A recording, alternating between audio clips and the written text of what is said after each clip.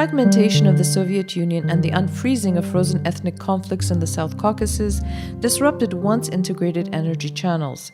In the mid-1990s, in the absence of the Soviet energy system, Armenia, Azerbaijan, and Georgia began rebuilding their impaired energy infrastructures.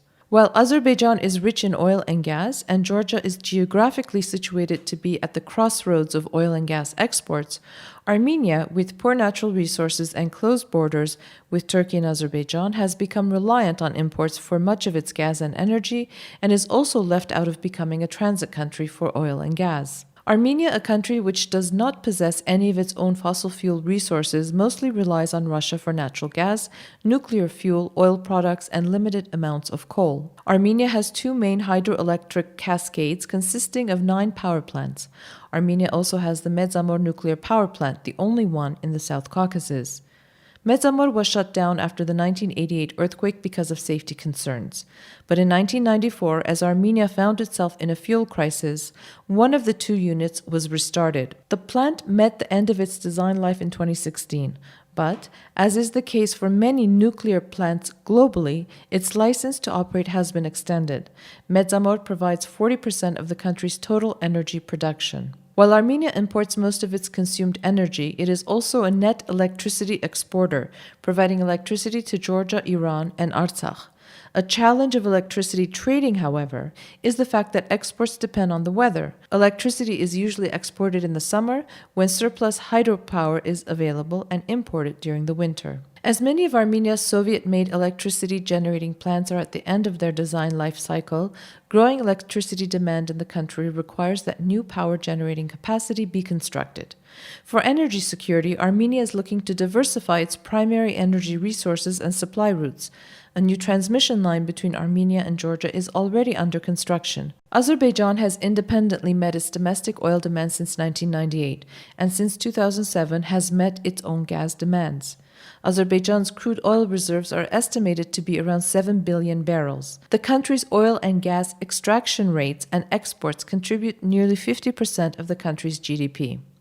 2 key pipelines transport Azerbaijani oil to the international market: the Baku-Supsa and the Baku-Tbilisi-Ceyhan, both passing through Georgia and bypassing Armenia. A new gas pipeline that will provide gas to Greece and Italy via Turkey is expected to become operational in 2020 and will, upon completion, establish an energy corridor of trans-European energy networks. Azerbaijan's electricity consumption has increased steadily since 2000, as have electricity tariffs.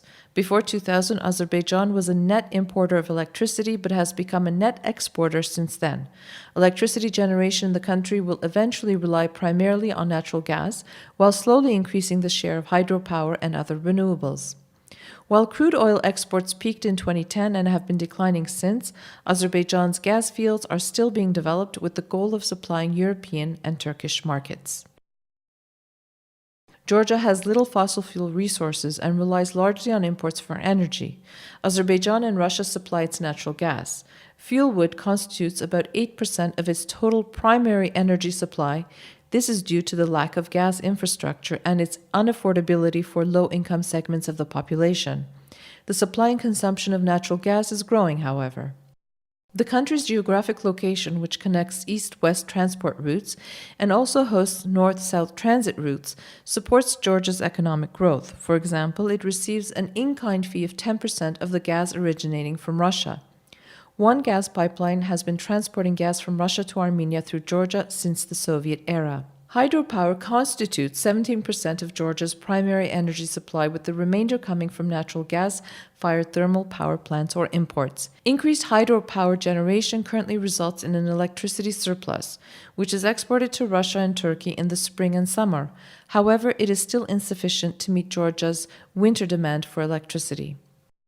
This imbalance among the states of the South Caucasus in terms of energy dependence makes it difficult to ensure the stability of energy transit among these countries with different degrees of European and Russian influence and different energy needs and natural and oil gas reserves.